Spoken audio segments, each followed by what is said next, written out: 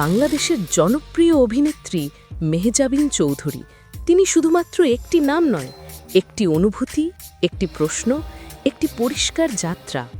সমুদ্রের শহর চট্টগ্রামের এক ছোট ঘর থেকে শুরু হয়েছিল তার যাত্রা। ছোট পর্দার রানী, হাজারো চরিত্রের মূর্ত প্রতীক মেহজাবিন চৌধুরী। মিস বাংলাদেশ থেকে শুরু করে টেলিভিশনের রাজত্ব, কিভাবে এই মেয়েটি এত দূর এলেন, এটাই সেই গল্প। কেউ ভাবেনি এই মেয়েটাই একদিন হয়ে উঠবে কোটি দর্শকের হৃদয়ের রানী। হাসির পেছনে ছিল অজানা কান্না, আলোয়ের পেছনে লুকিয়ে ছিল ছায়া। মডেলিং থেকে নাটক, বিজ্ঞাপন থেকে ওয়েব ফিল্ম, আলো ছায়ার এক অনবদ্য লড়াই। এখন আমরা সেই গল্প খুলব, যে গল্পে আছে অর্জন, প্রেম, বিতর্ক ও অজানা অধ্যায়। চলুন তাহলে শুরু করা যাক। এক, শৈশব ও পারিবারিক পটভূমি।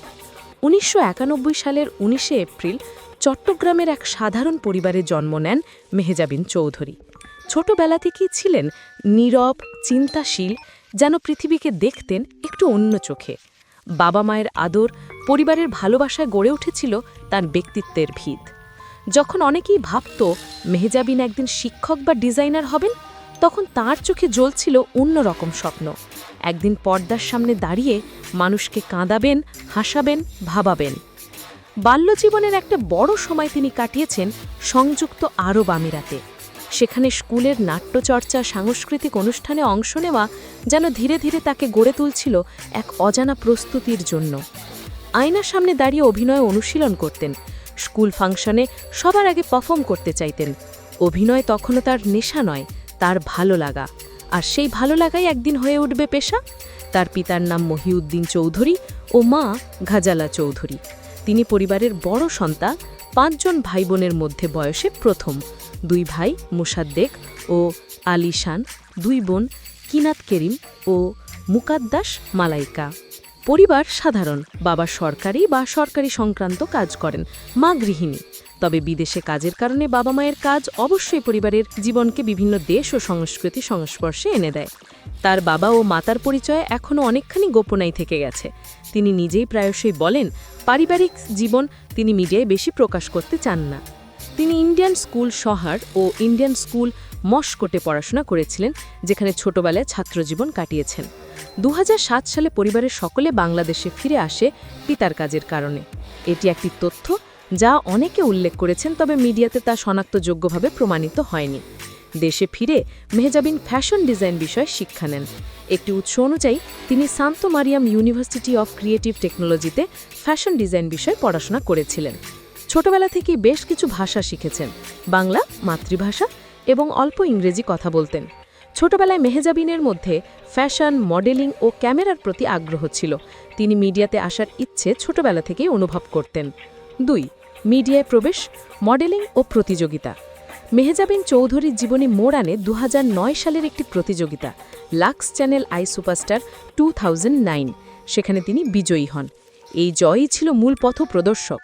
প্রতিযোগিতায় অংশ নেবার আগে তিনি মডেলিং ও বিজ্ঞাপন চিত্রে কিছু কাজ করেছিলেন, যদিও সে সময়ের অনেক কাজ আজ সরকারি রেকর্ডে নেই। বিজয়ী হওয়ার পর তিনি নিয়মিত মিডিয়ায় সক্রিয় হতে শুরু করেন, বিজ্ঞাপনে দেখা দিতে শুরু করেন এবং ধীরে ধীরে অভিনয় প্রবেশের সুযোগ পেতে শুরু করেন। ৩. প্রথম ধাপ, নাটক ও বিজ্ঞাপন। অভিনয় প্রবেশের প্রথম ধাপ হিসেবে মেহজাবিন তুমি থাকো সিন্ধু পারে নাটকে অংশগ্রহণ করেন, যা এটিএন বাংলাতে প্রচারিত হয়। এরপর বিজ্ঞাপন চিত্রে কাজ করেন, যেমন বাংলা লিঙ্কে একটি কমার্শিয়ালে তিনি দর্শক মহলে চোখে পড়েন। ধাপে ধাপে নাটক সিরিজ ধারাবাহিক কাজের সুযোগ আসে। বড় ছেলে, বুকের বাপাসে, চম্পা হাউস, আলো, চিরকাল আজ ইত্যাদি নাটকে কাজ করেছেন। ২০১৭ সালে বড় ছেলে নাটক মেহজাবিনের কেরিয়ারে এক বড় সাফল্য আনে। সেই নাটকটি দর্শকপ্রিয় হয়, ইউটিউবে অত্যাধিক দেখা হয় এবং তাকে টেলিভিশন দর্শকদের কাছে পরিচিত চরিত্রের তালিকায় নিয়ে আসে। পাশাপাশি তিনি গেস্ট জাজ হিসেবে নানা শোতে অংশ নিয়েছেন। এছাড়া তার মিডিয়ায় উপস্থিতি বাড়াতে বিভিন্ন ব্র্যান্ড অ্যাম্বাসাডর হিসেবে নিয়োগ পেয়েছেন, যেমন বাটা বাংলাদেশ ২০২০ এবং দারাজ বাংলাদেশ ২০২৩ এবং নিহার ন্যাচারালস হেয়ার অয়েল। এই অর্জন প্রতিফলিত করে ছোট পর্দার নায়িকা থেকে বড় পর্দার সম্ভাবনা। মেহজাবিন সে সম্ভাবনাকে স্পর্শ করছেন। ৫. নতুন দিগন্ত, ওয়েব সিরিজ, সিনেমা ও প্রচলিত মাধ্যম। প্রযুক্তির যুগে যেখানে অনলাইন স্ট্রিমিং ক্রমবর্ধমান, মেহজাবিন সেই নতুন ধারা অনুসন্ধান করেছেন। 2022 সালে তিনি প্রথম ওয়েব সিরিজ সাবরিনায় অভিনয় করেন, হইচইতে প্রচারিত হয়। একই বছর রেড রাম নামে একটি ওয়েব ফিল্মে কাজ করেন, যা চোরকিতে মুক্তি পায়। 2023 সালে তিনি কাজলের দিনরাত্রি নামে ওয়েব ফিল্মে অভিনয় করেন দীপ্ত প্লেতে। 2024 সালে তিনি বড় পর্দায় পা দেন প্রিয় মালতী ছবিতে, যেখানে তিনি মুখ্য চরিত্রে অভিনয় করেন। এছাড়াও তিনি আরও সিনেমা পরিকল্পনায় আছেন। 2024 সালে একটি romantic psychological drama Forget Me নটে অভিনয় করেছেন ইয়াশ রোহানের সঙ্গে, যা চোরকিতে মুক্তি পায়। এই পদক্ষেপগুলি দেখায় মেহজাবিন শুধু নাটক নয়, একটি পূর্ণাঙ্গ মিডিয়া ব্যক্তিত্ব হতে চান। 6. ব্যক্তিগত জীবন, প্রেম ও বিবাহ। জীবন পর্দার বাইরে মেহজাবিন আভ্যন্তরীণ গল্প রাখেন খুব সংযমে। প্রেম সবসময় প্রশ্নবোধক ও আলো ছায়ার। মিডিয়াতে অনেক গুঞ্জন ছিল কার সাথে প্রেম করেছেন, কখন শুরু করেছিলেন, কিন্তু নিশ্চিত তথ্য ছিল নগণ্য। সম্পর্কে আসার আগে বিশেষ করে তারও আফরান নিশত জুটিকে নিয়ে অনেক গুঞ্জন হয়েছিল, কিন্তু তারা সর্বদা বলেছেন তারা ভালো বন্ধু ও সহকর্মী। কিন্তু এর মধ্যে কেউ জানত না যে পরিচালক ও প্রযোজক আদনান আল রাজীবের সঙ্গে মেহজাবিনের সম্পর্ক ছিল, যা কখন মেহজাবিন প্রকাশ করেনি। তাদের প্রেম ধাপে ধাপে গড়ে ওঠে। অনেক সংবাদে বলা হয়েছে তারা বছরের পর বছর পরিচিত ছিলেন। 2025 সালের 14 ফেব্রুয়ারি তিনি পরিচালক ও প্রযোজক আদনান আল রাজীবের সঙ্গে বিবাহ বন্ধনে আবদ্ধ হন।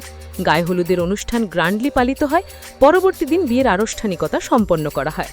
সামাজিক মিডিয়া ও গণমাধ্যমে সেদিন ব্যাপক আলোচনা হয়।